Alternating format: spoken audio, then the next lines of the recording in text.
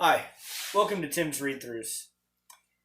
As you can see, still in the beanbag chair. I'm going to be for a little while.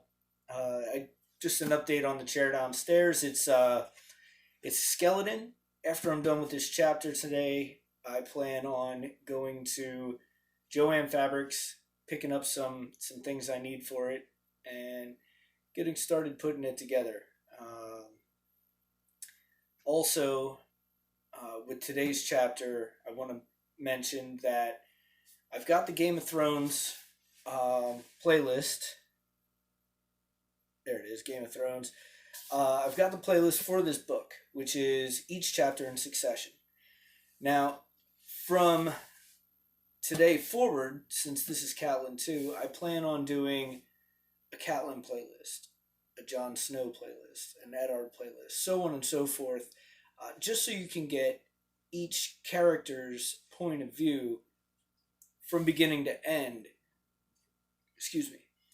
So, like I said, this will be Catelyn all the way through her chapters in the other books, and Daenerys will be, all of her chapters throughout this book: Clash of Kings, Feast for Crows, and Dance with Dragons.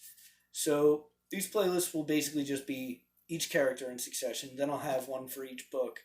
And also with that, I'd like to say that when Winds of Winter comes out, hopefully this year,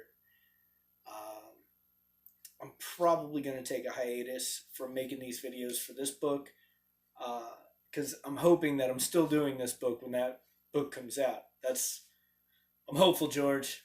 Let's get that out here. But yeah, that being said, also at the beginning, I always say this at the end. I'm going to say it at the beginning. Like, comment, subscribe, hit the little notification bell. I really look forward to comments. I really look forward to discussions on the chapters, differences between book to show. Also, just like things that you notice. I think I mentioned it at the beginning of the John chapter, the last one I read, that these are all characters' point of views, so they're gonna have different ideas about the things that are going on. So if you catch something like I mentioned how Robert Baratheon and Daenerys have two different views of how Rhaegar saw Lyanna Stark. Daenerys thought he was fighting for the woman he loved. Robert thought he kidnapped the woman that he loved. But you get these different point of views, and I would love to discuss it. So those comments are down there, or the comment section's down there. I will answer each and every one of them, I promise. So with that, let's get on with Catelyn. Of all the rooms in Winterfell's great keep, Catelyn's bedchambers were the hottest. She seldom had to light a fire. The castle had been built over natural hot springs, and the scalding waters rushed through its walls and chambers like blood through a man's body, driving the chill from the stone halls, filling the glass gardens with a moist warmth, keeping the earth from freezing. Open pools smoked day and night in a dozen small courtyards. That was a little thing in summer. In winter, it was the difference between life and death. Catelyn's bath was always hot and steaming, and her walls warm to the touch. The warmth reminded her of River Run, of days in the sun with Lysa and Edmure, but Ned could never abide the heat. The Starks were made for the cold, he would tell her. And she would laugh and tell him in that case they had certainly built their castle in the wrong place. So when they had finished, Ned rolled off and climbed from her bed. As he had 1,000 times before, he crossed the room, pulled back the heavy tapestries, and threw open the high, narrow windows one by one, letting the night air into the chamber. The wind swirled around him as he stood facing the dark, naked and empty-handed. Catelyn pulled the furs to her chin and watched him. He looked somehow smaller and more vulnerable, like the youth she had wed in the Septet River Run 15 long years ago. 15 long years gone. Her loins still ached from the urgency of his love-making. It was a good ache. She could feel his seed within her. She prayed it might quicken there. It had been 3 years since Rickon. She was not too old. She could give him another son. I will refuse him, Ned said, as he turned back to her. His eyes were haunted, his voice thick with doubt. Catelyn sat up in the bed. You cannot. You must not. My duties are here in the north, and I have no wish to be Robert's hand. He will not understand that. He is a king now, and kings are not like other men. If you refuse to serve him, he will wonder why, and sooner or later he will begin to suspect that you oppose him. Can't you see the danger in that? Can't you see the danger that will put us in? Ned shook his head, refusing to believe. Robert would never harm me or any of mine. We were closer than brothers. He loves me. If I refuse him, he will roar and curse and bluster, and in a week we will laugh about it together. I know the man. You knew the man, she said. The king is a stranger to you. Catelyn remembered the dire wolf dead in the snow, the broken antler lodged deep in her throat. She had to make him see. Pride is everything to a king, my lord. Robert came all this way to see you, and bring you these great honors. You cannot throw them back in his face.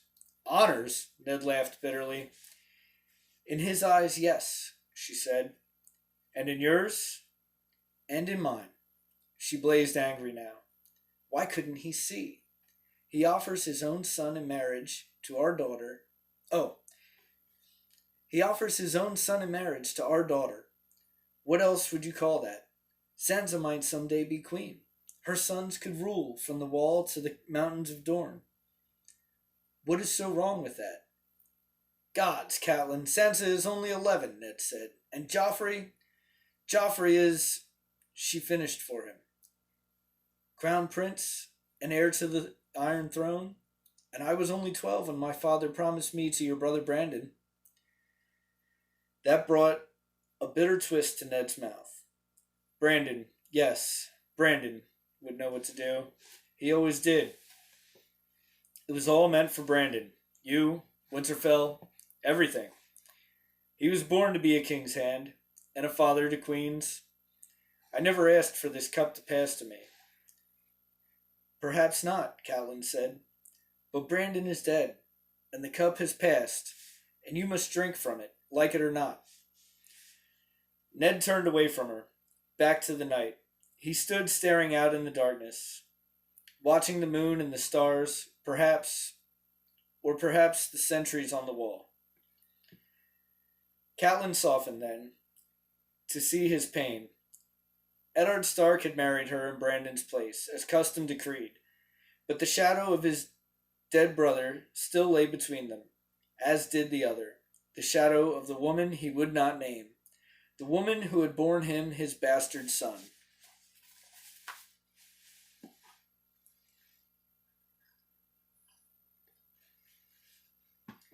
She was about to go to him when the knock came at the door, loud and unexpected. Ned turned, frowning. What is it? Desmond's voice came through the door. My lord, Maester Luwin is without, and begs urgent audience. You told him I had left orders not to be disturbed? Yes, my lord, he insists. Very well, send him in. Ned crossed to the wardrobe and slipped on a heavy robe. Catelyn realized suddenly how cold it had become. She sat up in bed and pulled the furs to her chin. Perhaps we should close the windows, she suggested. Ned nodded absently. Maester Luwin was shown in. The maester was a small gray man. His eyes were gray and quick, and he saw much. His hair was gray, what little the years had left him. His robe was gray wool, trimmed with white fur, the Stark colors. Its great floppy sleeves had pockets hidden inside. Luwin was always tucking things into those sleeves and producing other things from them. Books, messages, strange artifacts, toys for the children. With all he kept hidden in his sleeves, Catelyn was surprised that Maester Luwin could lift his arms at all. The maester waited until the door had closed behind him before he spoke. "My lord," he said to Ned, "pardon for disturbing your rest. I have been left a message." Ned looked irritated. "Been left? By whom? Has there been a rider? I was not told." "There was no rider, my lord, only a carved wooden box left on a table in my observatory while I napped. My servant saw no one, but it must have been brought by someone in the king's party.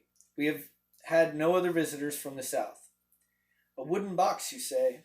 Catelyn said. "Inside was a fine new lens for the observatory. From Myr, by the look of it. The lens crafters of Myr are without equal." Ned frowned. He had little patience for this sort of thing. Catelyn knew. "A lens," he said. "What does that have to do with me?" "I asked the same question," Maester Luwin said. Clearly there was more to this than the seeming. Under the heavy weight of her furs, Catelyn shivered. "A lens is an instrument to help us see." "Indeed it is." He fingered the collar of his order, a heavy chain worn tight around the neck beneath his robe, each link forged from a different metal. Catelyn could feel dread stirring inside her once again. What is it that they would have us see more clearly? "The very thing I asked myself." Maester Luwin drew a tightly rolled paper out of his sleeve. "I found the true message concealed within the false bottom. When I dismantled the box, the lens had come in. But it is not for my eyes." Ned held out his hand. "Let me have it, then." Luwin did not stir. "Pardons, my lord. The message is not for me." "Pardons, my lord. The message is not for you either. It is marked for the eyes of Lady Catelyn, and her alone. May I approach?" Catelyn nodded, not trusting to speak. The maester placed the paper on the table beside the bed. It was sealed with a small blob of blue wax. Luwin bowed and began to retreat. "Stay," Ned commanded him. His voice was grave. He looked at Catelyn. What is it, my lady? You're shaking." "I'm afraid," she admitted. She reached out and took the letter in trembling hands. The furs dropped away from her nakedness, forgotten. In the blue wax was the moon and falcon seal of House Arryn. "It's from Lysa." Catelyn looked at her husband. "It will not make us glad," she told him.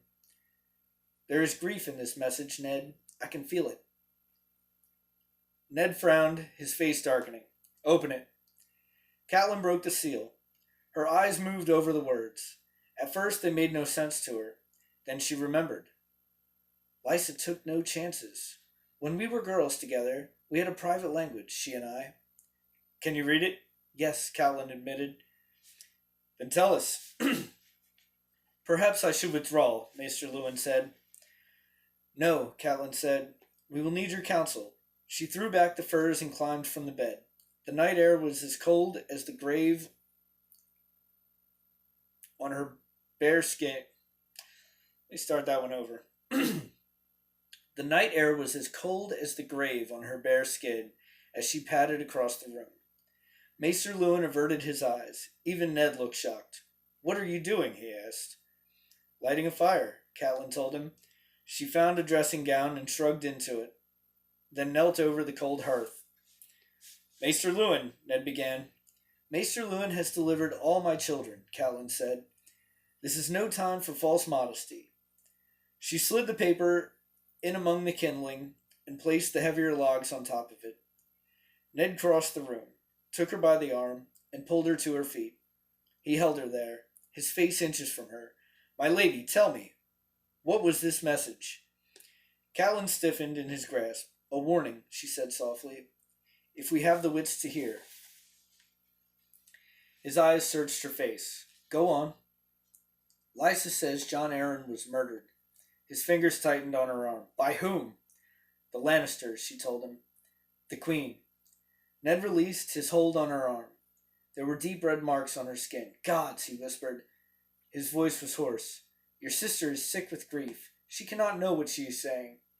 "She knows," Catelyn said. "Lysa is impulsive, yes, But this message was carefully planned, cleverly hidden. She knew it meant death if her letter fell into the wrong hands. To risk so much, she must have had more than mere suspicion. Catelyn looked to her husband. Now we truly have no choice. You must be Robert's hand. You must go south with him and learn the truth. She saw at once that Ned reached a very different conclusion. The only truths I know are here. The south is a nest of adders I would do better to avoid. Lewin plucked at his chain collar, where it had chafed the soft skin of his throat. The hand of the king has great power, my lord. Power to find the truth of Lord Arryn's death, to bring his killers to the king's justice. The power to protect Lady Arryn and her son, if the worst be true. Ned glanced helplessly around the bedchamber. Catelyn's heart went out to him, but she knew she could not take him into her arms just then. First, the victory must be won, for her children's sake. You say you love Robert like a brother. Would you leave your brother surrounded by Lannisters? The others take the both of you, Ned muttered darkly. He turned away from them and went to the window. Excuse me. She did not speak, nor did the maester. They waited, quiet, while Eddard Stark said a silent farewell to the home he loved. When he turned away from the window at last, his voice was tired and full of melancholy, and moisture glittered faintly in the corners of his eyes. My father went south once, to answer the summons of a king. He never came home again. A different time, Maester Lewin said. A different king. Yes, Ned said dully. He seated himself in a chair by the hearth. Catelyn, you shall stay here in Winterfell. His words were like an icy draught through her heart. No, she said, suddenly afraid. Was this to be her punishment? Never to see his face again, nor to feel his arms around her? Yes, Ned said in words that would brook no argument. You must govern the north in my stead, while I run Robert's errands. There must always be a Stark in Winterfell. Robb is 14. Soon enough he will be a man grown. He must learn to rule, and I will not be here for him. Make him part of your councils. He must be ready when his time comes. God's will, not for many years, Maester Lewin murmured. Maester Lewin, I trust you as I would my own blood. Give my wife your voice in all things great and small. Teach my son the things he needs to know. Winter is coming. Maester Lewin nodded gravely. Then silence fell, until Catelyn found her courage and asked the question whose answer she most dreaded. What of the other children? Ned stood and took her in his arms and held her face close to his. Rickon is very young, he said gently. He should stay here with you and Robb. The others I would take with me. I could not bear it, Catelyn said, trembling. You must, he said. Sansa must wed Joffrey. That is clear now. We must give them no grounds to suspect our devotion. And it is past time that Arya learned the ways of a southern court. In a few years, she will be of an age to marry too. Sansa should shine in the south. Let me say that one more time. Sansa would shine in the south, Catelyn thought to herself, and the gods knew that Arya needed refinement. Reluctantly, she let go of them in her heart. But not Bran, never Bran. Yes, she said, but please, Ned, for the love you bear me, let Bran remain here at Winterfell. He is only 7. I was 8 when my father sent me to foster at the Eyrie, Ned said. Sir Roderick tells me there's bad feeling between Robb and the Prince Joffrey. That is not healthy. Bran can bridge that distance. He is a sweet boy, quick to laugh, easy to love. Let him grow up with the young princes.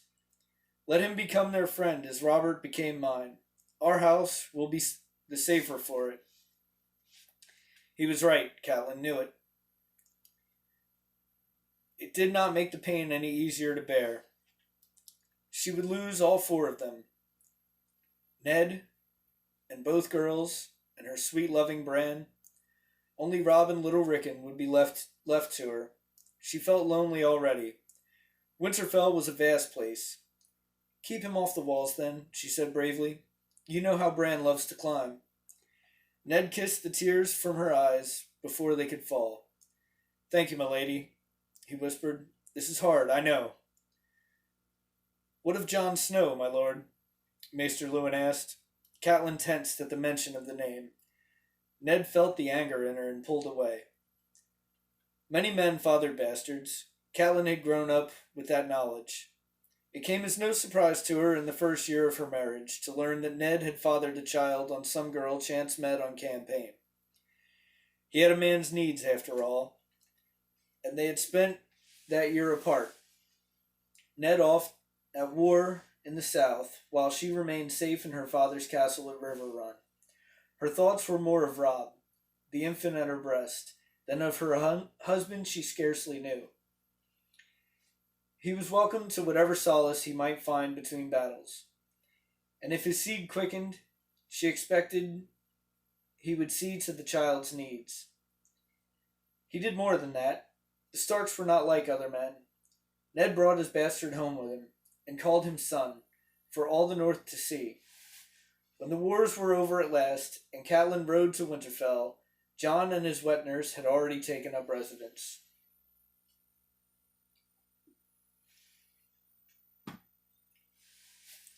That cut deep. Ned would not speak of the mother, not so much as a word. But a castle has no secrets, and Catelyn heard her maids repeating tales they heard from the lips of her husband's soldiers. They whispered of Sir Arthur Dane, the Sword of the Morning, deadliest of the 7 knights of Aerys' Kingsguard, and of how their young lord had slain him in single combat. And they told how afterward Ned had carried Sir Arthur's sword back to the beautiful young sister who awaited him in a castle called Starfall, on the shores of the summer sea. The Lady Ashara Dane, tall and fair, with haunting violet eyes. It had taken her a fortnight to marshal her courage, but finally in bed one night, Catelyn had asked her husband the truth of it, asked him to his face. That was the only time in all their years that Ned had ever frightened her. Never ask me about Jon, he said, cold as ice. He is my blood, and that is all you need to know. And now I will learn where you heard that from, my lady. I will learn where you heard that name, my lady. She had pledged to obey, she told him, and from that day on the whispering had stopped, and Ashara Dane's name was never heard in Winterfell again. Whoever Jon's mother had been, Ned must have loved her fiercely, for nothing Catelyn said would persuade him to send the boy away. It was the one thing she could never forgive him. She had come to love her husband with all her heart, but she had never found it in her to love Jon. She might have overlooked a dozen bastards for Ned's sake, so long as they were out of sight. Jon was never out of sight, and as he grew, he looked more like Ned than any of the true-born sons she bore him. Somehow, that made it worse. Jon must go, she said now. He and Robb are close, Ned said. I had hoped. He cannot stay here, Catelyn said, cutting him off. He is your son, not mine. I will not have him. It was hard, she knew, but no less the truth. Ned would do the boy no kindness by leaving him here at Winterfell. The look Ned gave her was anguished. You know I cannot take the boy south. There will be no place for him at court. A boy with a bastard's name? You know what they will say of him. He will be shunned. He will be shunned. Catelyn armored her heart against the mute appeal in her husband's eyes. They say your friend Robert has fathered a dozen bastards himself, and none of them has ever been seen at court. Ned blazed. The Lannister woman has seen to that. How can you be so damnably cruel, Catelyn? He is only a boy. His fury was on him. He might have said more, and worse, but Maester Luwin cut in. Another solution presents itself, he said, his voice quiet. Your brother Benjen has come to me about Jon a few days ago. It seems the boy aspires to take the black. Ned looked shocked. He asked to join the Night's Watch? Catelyn said nothing. Let Ned work it out in his own mind. Her voice would not be welcome now. Yet gladly would she have kissed the maester just then. His was the perfect solution. Benjen Stark was a sworn brother. Jon could be a son to him. The child he would never have. And in time the boy would take the oath as well. He would father no sons who might some day contest with Catelyn's own grandchildren for Winterfell. Maester Luwin said, "There is great honor in service on the wall, my lord. And even a bastard may raise high in the night's watch," Ned reflected. Still his voice was troubled. Jon is so young. If he asked this when he was a man grown, that would be one thing, but a boy of 14? A hard sacrifice, Maester Luwin agreed. Yet these are hard times, my lord. His road is no crueler than yours, or your lady's. Catelyn thought of the 3 children she must lose. It was not easy keeping silent then. Ned turned away from them to gaze out the window, his long face silent and thoughtful. Finally he sighed and turned back. "Very well," he said to Maester Luwin. "I suppose it is for the best. I will speak to Ben." "When shall we tell Jon?" the maester asked.